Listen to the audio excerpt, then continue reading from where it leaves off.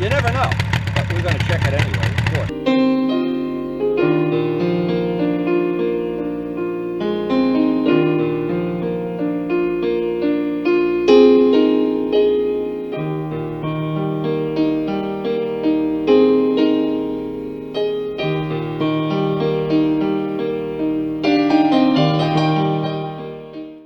I wanted to do a quick history of why we're doing this. I have put 9,500 miles on this bike since I bought it, basically about, I think it was 8 years ago, 7-8 years ago. But again, it's not a mileage related thing, because what has happened is we had done some work on the engine. I burned a hole in a piston when I first got the bike. Joe Roselli will remember that, so will Charlie, I think. Anyway, from that point on, I put in iridium plugs, a set of iridium plugs. I got a set of spare iridium plugs and never even had to put them in a bike. So I've got roughly 9,000 miles on those plugs. So what happened is I went to rescue Luciano when he threw the chain off on his NS250. And what happened is he rode the bike and he said, gee, it's running a little rough at idle, off idle, it's running, just check it out when you get home. Well, by the time I got home, it was running rougher and rougher and rougher. So I basically did what any two-stroke guy does, put a set of plugs in. Well, once I put the plugs in, it didn't get any better. It was exactly the same. So I checked the manual, called Luciano. What we're trying to do is establish how to diagnose this kind of a thing. It's obviously an electrical problem. And what had happened is I had reset the points.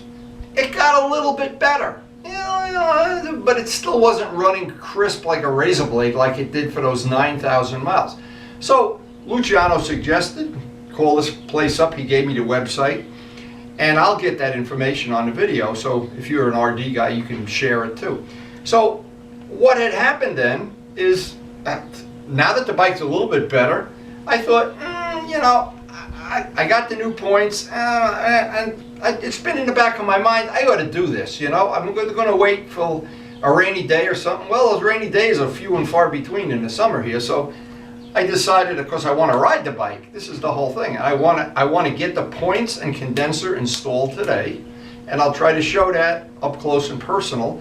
But then the biggest thing is I want to do the final timing. I can't ride the bike the way it's running rough. I'm thinking nothing good's going to happen here.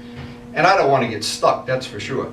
So once I can get it running good enough, I'll ride around town for 10-15 miles. If it's running good enough, then I can ride up to Luciano's and he can do the final timing with his dial indicator. So we always do the rough one with the timing light, fine tune with the dial indicator. So that's basically what we're going to try to do today and how I'm going to try to do it. I'll try to share whatever information I can. Let's hope it goes well. Now, but the next step, if this does not cure the problem, then the next step, even according to the manual, is to replace the coils, and they're available from the same company too. Hopefully I don't have to spend that money. Hopefully this will cure it, or at least make it a ton better anyway. But I always have the option here of just installing everything brand new, because on an old bike like this, these parts are 30-40 years old. So it's not like it's going to break my heart to invest $100 in a bike. So I confirmed in my notes that when I bought the bike I had 7,600, and right now it's got 16,700. So we're up around that 10,000 mile mark. So the first part of the project, get the bike in position where it's convenient to work. Since it's way over 90 degrees right now in this garage, I got both of my big fans going, and that'll just make the comfort level acceptable here. And step one is I want to pull side cover off with the 3 Allen bolts. Now, of course, most of this job is pretty straightforward. If you have the little manual, the little RD400 manual, it's relatively easy to do this. There are a couple things that I think I can share that'll make it a little bit easier, and I'll try to do that, of course. And the biggest thing is, I think the most important information to get from a video like this is when you have a problem where the bike is not running correctly. The first thing is to try to diagnose whether it's carburation or ignition, or if you burned a hole in a piston like I did.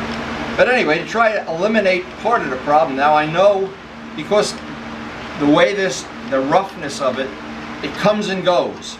And usually if it's carburation, it won't be that way. It'll be that way all the time. It'll never go away. This comes and goes with the wind. So, and when I took the bike back from Luciano's house, it was running fine for half of the ride, then it went back to missing, and it was running fine. So I had the feeling it was one of the points, which is what the manual suggests, is replace the points first, the condenser second, the coils third. Well, we're going to try to do this today. I'm going to try to show that it's not really a big deal to do this, but there are a few things that'll make it easier. So before I empty the box, and I got the box a couple of weeks ago, I just haven't had time to do this. The correct address is HVC Cycle, HVC, and they are located in Lincoln, Nebraska. So I wanted to pass that information on, of course, and they have a nice website with an awful lot of stuff for two-strokes and RDs and various things that maybe you would be interested in. If you're watching this video, you're probably a two-stroke guy, and you know all about all of the little idiosyncrasies of two-strokes. Now, I'm going to hope, okay, here's their billing, and let's just see, just for truth in advertising, this whole thing is $35, and the shipping is, so I can't even read, I got to figure, the shipping is $14. Oh my God. But anyway, let's hope they're the right parts. And you know, no matter what you buy now with the COVID, you're going to wind up probably paying the shipping. Okay, so there's the two sets of points. There's the condenser, double wire condenser. So I save all the packaging just in case, of course. I want to take this out. First step is, before I take the bike apart, hold this up and make sure it's the right one. Make sure it's the one that we're going to use. Now, in doing this job, it's a little tricky because there are some fiber washers involved, and you have to insulate things, and well, we're going to try to detail that out here. And I want to make sure we have, I'm not sure if these are, it doesn't say, well, they probably aren't made by Yamaha anyway. These are all reproduction parts. So that's basically what you get right there, and that's what we're going to try to replace today. So since I butchered their name so many times, let's try to get the correct information on here. Phone number 402-817-4795, and like I said, they have a nice website with a lot of things that, if you're a two-stroke guy or an antique bike guy like I am, you'd probably be interested. Check it out. Now, just for information, I'm a typical old school guy. I save the box and I save all the packaging, every little plastic bag, everything, until I know these are the parts I need, and I'm not going to have to return them or exchange them. As I always suggest, anybody going to work on an old bike like this, if you can get a hold of the manual, it'll just make it a whole lot easier. In this case, it has all the specs for setting the points. First thing I want to do with a clean rag is get any residual oil or grease or whatever off of this. I don't want anything to be dirty or greasy. I'll re-oil the cam when I'm done. So the first thing I'm going to do before I loosen anything or take anything off, I'm going to mark with a Sharpie marker where this set of points actually was, and all this is going to do is help me get it almost in the right position, that I won't be way off one way or the other. And I still have to, of course, adjust it, but this gets me a good starting point. Okay, and just getting the screws loose and pull that set of points right off. And this is the part of the job that you can get wrong easily. Where these wires connect, if you look underneath, there's a fiber insulating washer. So you do not want to have, you want to have these wires making a good connection with the spring. You don't want to have these grounded. If you leave this out, they'll be grounded. So the most important part of the whole job, I'm going to take that nut off and make sure I don't move those. The wires get connected, but that fiber insulator stays right at the same place. Now, if you're doing this by yourself, it's a good idea to take pictures every step of the way, because if you forget about that and you say, oh, well, how did that work? Oh, because we want the condenser hooked to that side of the points. So here we have the old points and the insulator, and so It's a very small nut. You have to hold one side with a pair of needle nose pliers, but both of the wires connect to the side of this that connects to the spring. If you make that in your mind that this is a circuit from the spring out to the condenser, that's what's got to happen. So this is the new set of points, and where the wires are, they're underneath the master wire. And now I'm going to tighten that up before I reinstall the points, and then put them back pretty much where that Sharpie marker said that a good starting point would be. And our new condenser is just hanging loose until I do the other side. And then at the very end, I'll take the old condenser out and put the new condenser in. Now, of course, this is the part you always like to have little baby fingers doing, and magnetic screwdrivers and such. So this is going to allow me just to get this roughly in position. The new condenser is here. I'm going to loosen up the old one and just get it out of the way for right now.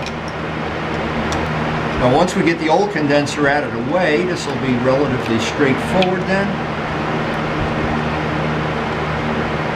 A real exact sequence this has to be done in. I guess you could just pull it all apart and do it some other way, but for me this is the way I've always known how to do it. Get that one out of the way, get the new one in place, the new condenser in place.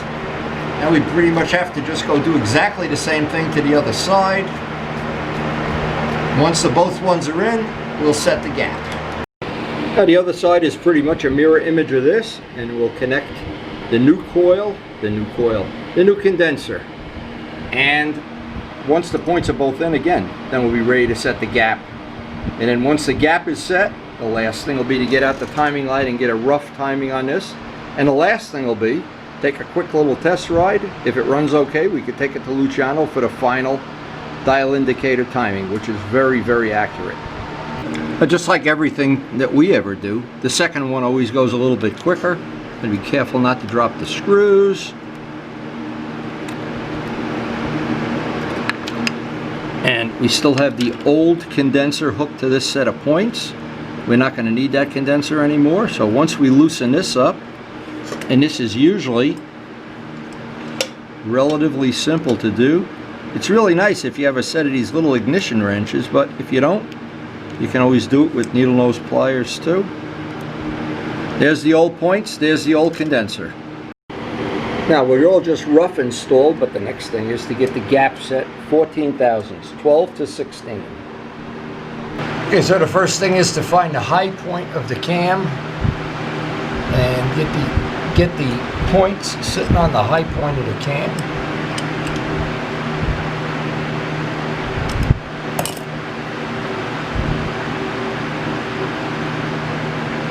And a little bit over. Okay, now that we're there, we can just take a rough setting. The points are still loose. Wire out of the way.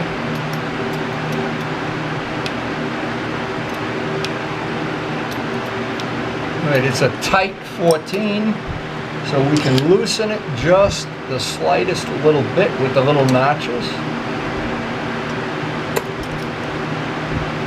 I want to feel just a little drag on the feeler gauge as it goes in and out.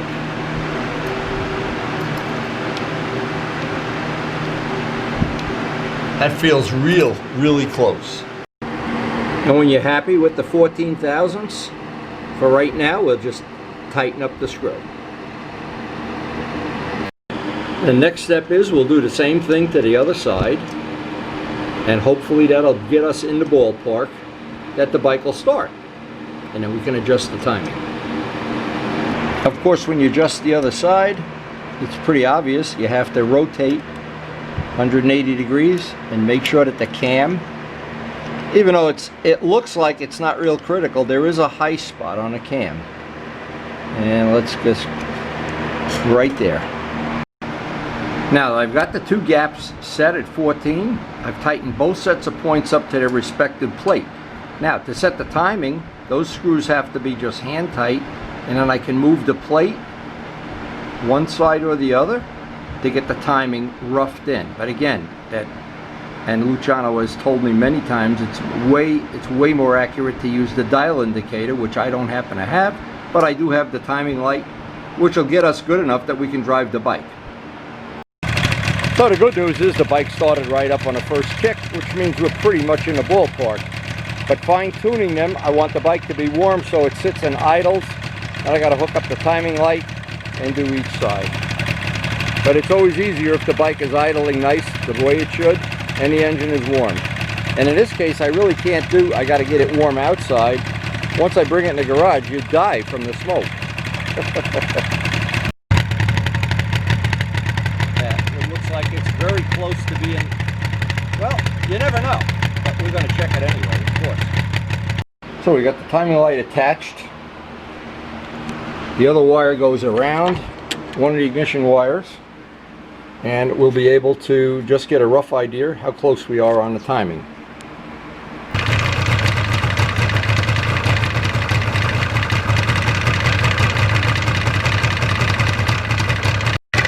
So now it's a question of moving the plate until we get the fine tuning right in the window. Now here's a really good tip.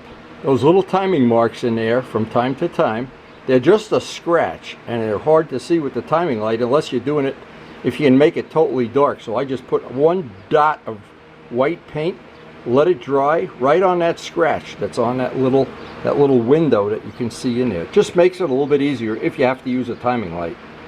I'm sure you can see in there, but I did put a little bit of white paint on that scratch just to try to make it a little bit easier. Now, I'm not sure if you can see how much better that is with the white dot on it. And I think Baby Joe Padula told me he has a bike that doesn't have timing marks. Maybe they're there and the paint just wore off or scratched.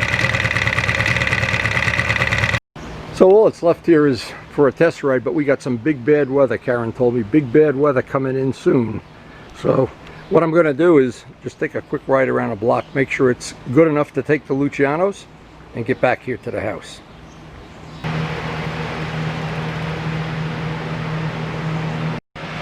So it seemed like it's better, but it's certainly not perfect. But again, I want Luciano to check that. He's got to come over, do some lowering links or something on his 1000 Kawasaki. So I'll have him bring that little gizmo and we'll do that final timing then. But it's certainly, everything we do, it's getting better.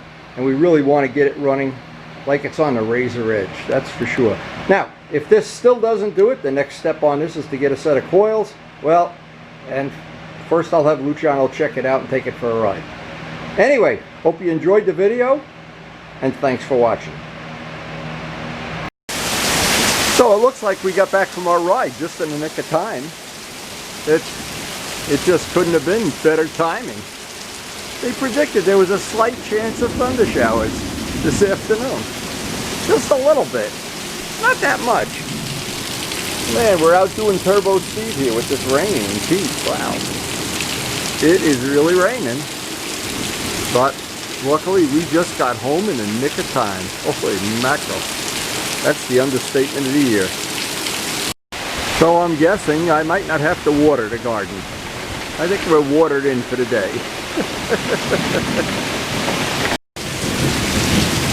That's some serious rain. This would be difficult to be riding home in. Even more reason to move to New Jersey, the great riding weather. Oh my God. This is going on for hours now. Holy mackerel. And our little thing is the decorations up blowing around. Oh man. You know, I do remember we went on a ride with, listen at thunder, we went on a ride with Glenn and Bob Navola, and we stopped for gas and it started raining like this, and Bob called home to his wife Nanda, who, when they were the closest house. We got to the house soaking wet, and I bet Joe Roselli remembers this.